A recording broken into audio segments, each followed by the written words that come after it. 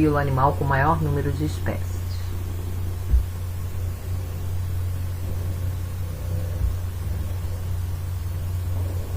Bom, o filo Arthrópoda, ele inclui mais de 1 milhão de espécies que estão adaptadas a viver nos mais diferentes ambientes.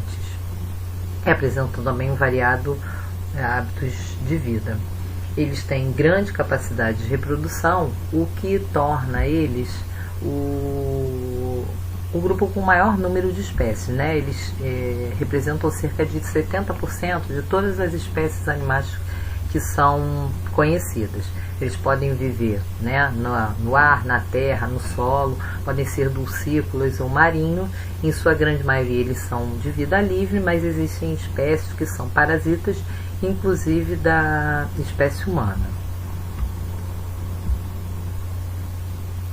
Nesse gráfico de pizza, né, que é conhecido popularmente, nós conseguimos ver a diferença gritante entre o número de espécies dos artrópodes, né, que corresponde a mais de 1 milhão de espécies, com relação aos demais filos animais, que no somatório corresponde a 235 mil espécies, e aos demais reinos, né, o reino Monera, com 4.800 espécies, o reino Fúngio, com cerca de 52 mil espécies, o reino vegetal, né, 27 mil espécies de algas e 290 mil espécies de plantas, e o reino protoictista com 29 mil espécies. Caracterização geral. A primeira característica, o corpo dividido em metâmeros, né? Ou seja, eles têm segmentos no corpo. Esses segmentos eles podem se unir para formar o que a gente chama de tagma. Os 3 tagmas principais são a cabeça, o tórax e o abdômen. Como novidades evolutivas, nós podemos falar sobre o exoesqueleto de quitina, ou seja, é um esqueleto externo. Essa quitina é um polissacarídeo rígido que vai dar proteção e vai evitar a perda de água pelo corpo do animal. Além disso, esse exoesqueleto vai funcionar como ponto de apoio para a musculatura. A segunda novidade evolutiva seriam os apêndices articulados, né? As pernas, as antenas e as asas. O nome do grupo vem justamente dessa característica, né? Artros significa articulação e podo significa pés ou pernas.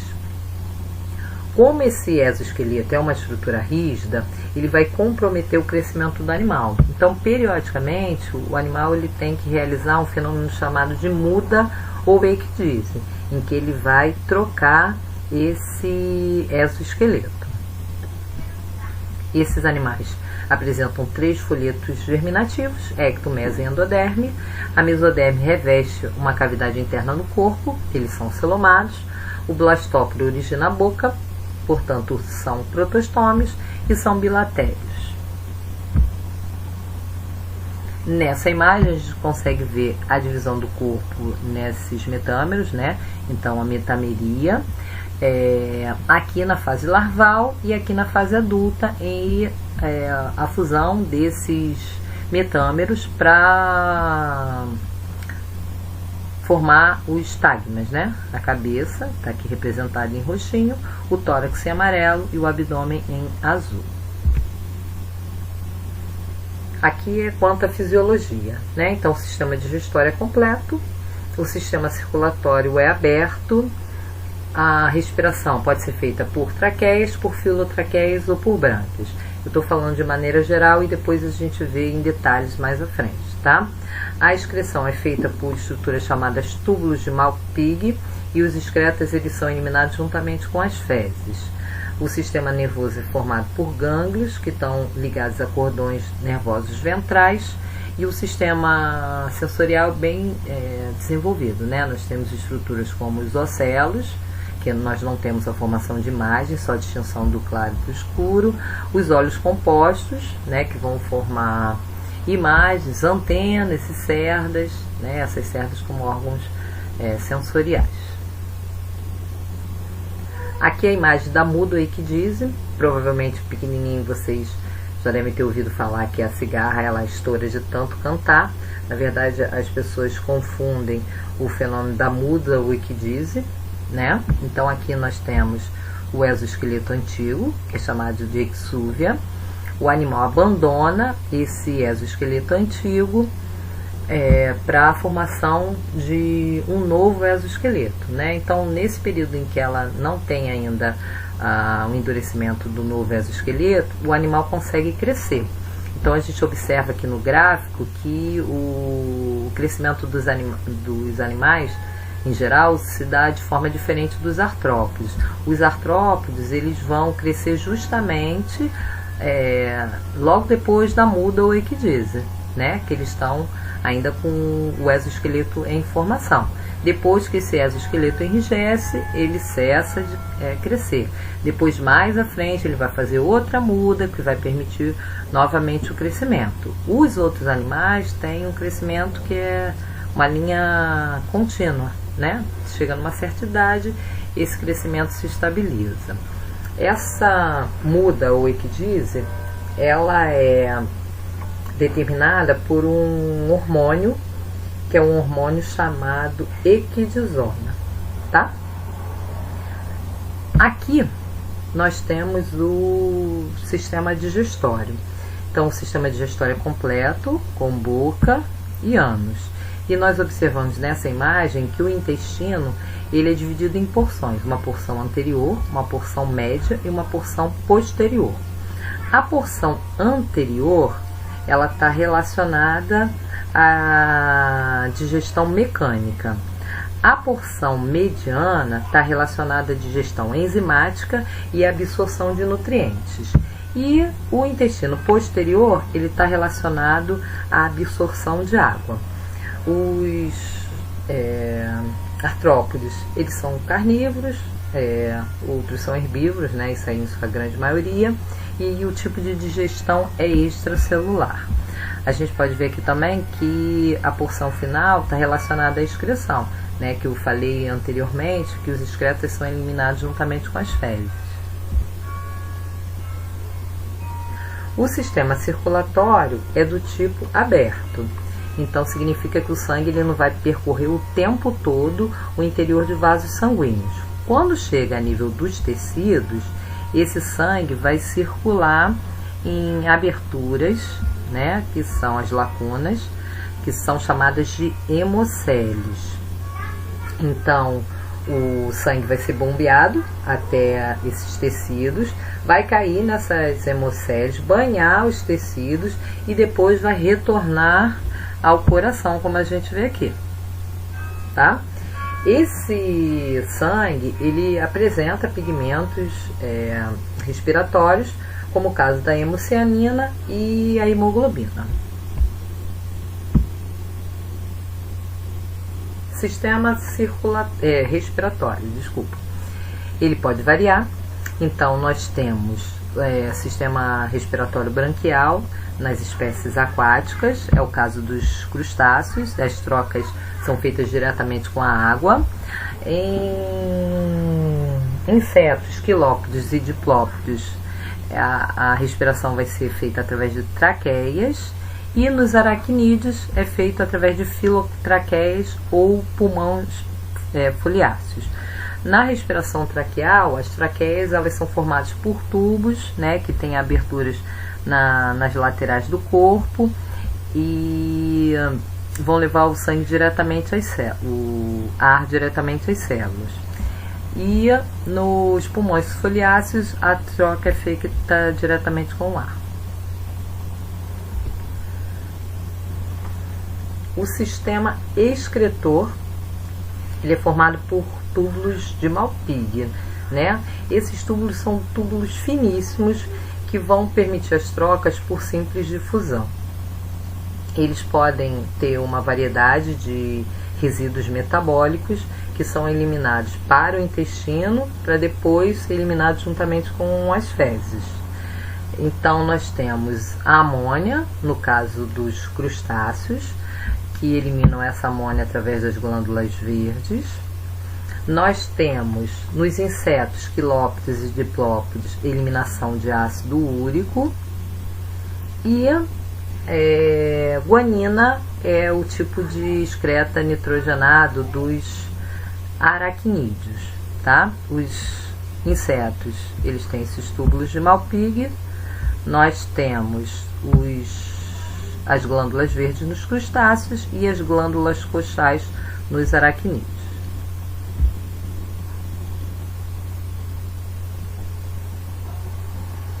O sistema nervoso é bem desenvolvido, juntamente com o sistema sensorial. Então nós temos olhos simples e olhos compostos, e também outros órgãos sensoriais, como as antenas e os pelos sensitivos, né? Então o sistema nervoso são gânglios que ficam localizados dorsalmente ao corpo do animal e estão ligados a cordões nervosos ventrais. Aqui nós temos um destaque para o estatocisto, que é uma estrutura relacionada ao equilíbrio. E aqui nós temos os olhos compostos. Os olhos compostos, eles são formados por estruturas menores chamadas omatídeos. E a imagem, ela vai ser formada cada omatídeo vai captar um pedacinho da imagem. E a imagem final vai ser o somatório de todas essas imagens que foram captadas pelos omatídeos. Os olhos simples, que a gente tinha visto anteriormente, eles formam imagens, né? Os ocelos, que são outras estruturas que também estão presentes nos artrópodes, eles não formam imagens, eles só fazem a diferenciação do claro para o escuro, né? Quanto à intensidade e a direção da luz.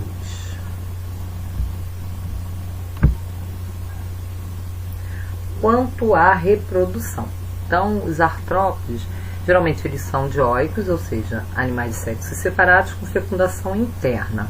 O desenvolvimento pode passar ou não por um estágio de larva. Então, só lembrando, quando passa pelo estágio de larva, o desenvolvimento é indireto. E aí vai ocorrer uma metamorfose entre a fase de larva e a fase adulta. Essa metamorfose, ela pode ser completa ou incompleta. Então, só lembrando, fecundação interna é quando o encontro dos gametas masculinos e femininos ocorre dentro do corpo da fêmea. A metamorfose são essas modificações, né, da passagem entre a forma de larva até a forma adulta. E ela pode ser incompleta quando o animal passa por 3 estágios durante o ciclo de vida. Então, do ovo sai uma forma jovem chamada ninfa, e a ninfa vai originar o adulto. Na metamorfose completa, nós temos 4 estágios, né? Então, do ovo sai uma larva, a larva vai, durante algum tempo, ficar numa pupa ou casulo, e posteriormente é que ela vai originar o animal adulto. Bom, aqui os grupos, né? Então vamos ver a sistemática dos crustáceos, dos artrópodes. Então o primeiro grupo é o grupo dos crustáceos, do latim crusta, que significa carapaça dura. Esses animais, eles têm hábito aquático, com poucos representantes terrestres. O exoesqueleto tem acúmulo de cálcio, que vai dar rigidez, né? Por isso o nome da carapaça dura.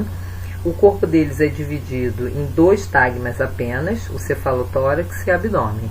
Esse cefalotórax corresponde à união da cabeça com o tórax. O número de patas geralmente são 5 pares, podem ter mais também. Tem 2 pares de antenas, portanto eles são tetráceros. A respiração é branquial, já que são animais aquáticos. A excreção é feita por glândulas verdes ou antenais.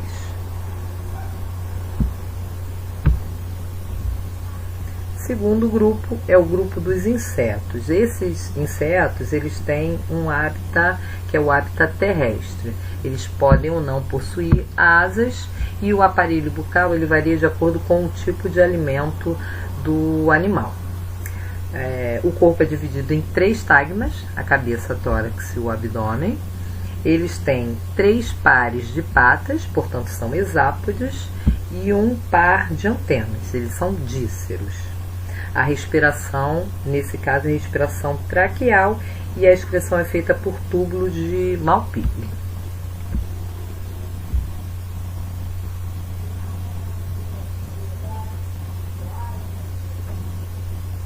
Quanto ao desenvolvimento desses insetos, nós temos 3 grupos. Os ametábulos, que são os insetos que não sofrem metamorfose, os hemimetábulos, que são aqueles que têm metamorfose incompleta, e os holometábulos, que têm metamorfose completa.